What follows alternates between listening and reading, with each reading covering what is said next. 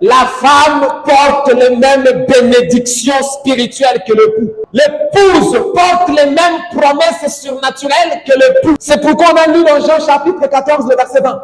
Jésus lui-même dit en ces jours-là, vous connaîtrez que je suis en mon Père. Le Père est en moi et moi en vous. Nous partageons, moi, vous et mon Père, les mêmes promesses, le même nom, la même vie, les mêmes bénédictions. Parce que l'ange avait parlé à Abraham. Abraham mettra au monde son fils Isaac qui héritera la bénédiction du Père.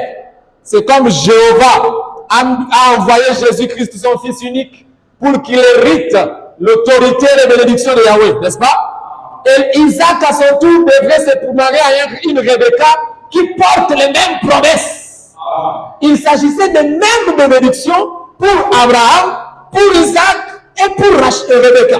C'est comme ça que nous portons le même bénédiction qui se ressemble avec les bénédictions du Père, de Jésus et nous. Nous sommes pareils.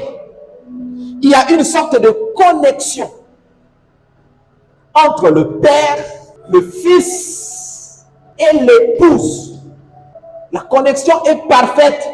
Tout ce qui était dans le Père a été déversé dans le Fils. Tout ce qui était dans le Fils a été déversé dans son épouse, afin que l'épouse soit semblable au Père. Automatiquement, le rôle du Saint-Esprit fonctionne ici.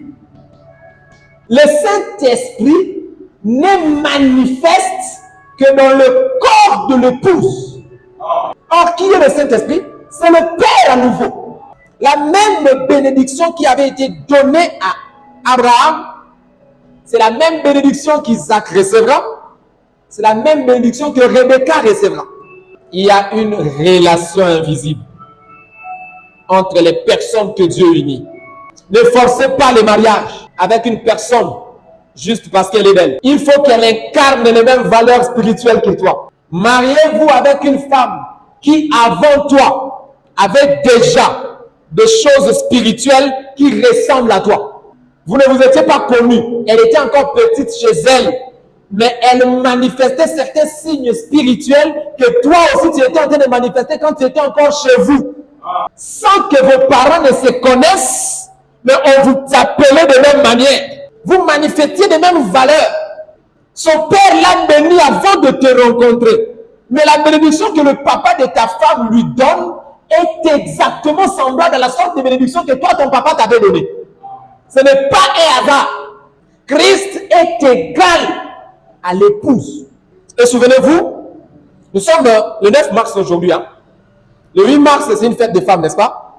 Et aujourd'hui, ça tombe bien, nous parlons un peu de cette véritable femme.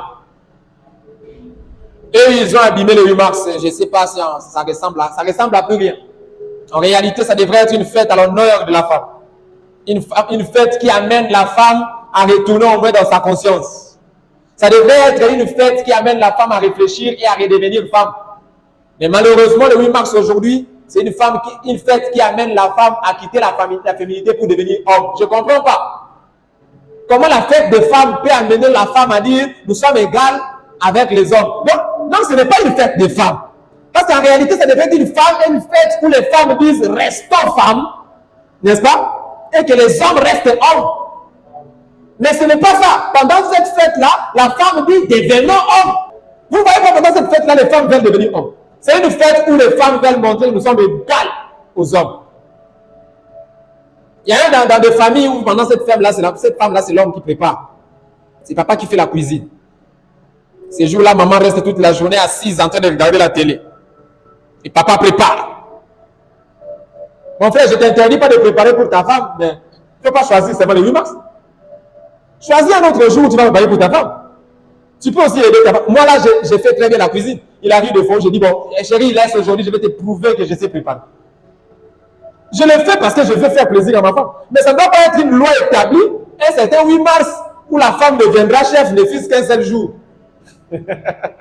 Pendant les 360 et quelques jours de l'année, bon, qu'elle se sente au moins chef ne fût qu'un seul jour. J'ai dit un jour à une dame à Kinshasa, j'ai dit, vous devez au moins être reconnaissant envers les hommes parce que si on vous a donné un seul jour dans le calendrier, donc tout le reste des jours, c'est les jours des hommes. Donc vous devez accepter que vous là, vous n'avez pas eu de jour jusqu'à ce que l'homme soit gentil et il t'a offert un seul jour de l'année. Et les 360 et quelques qui restent, c'est pour nous. Voilà pourquoi vous profitez dans ces jours-là. Vous comprenez un peu? Mais nous sommes en train de réfléchir à l'occasion du 8 mars correctement. D'accord, oui, mais en réfléchissant correctement pour la vraie femme. Cette femme qui est l'épouse de Christ. Amen. Amen. Gloire au Seigneur.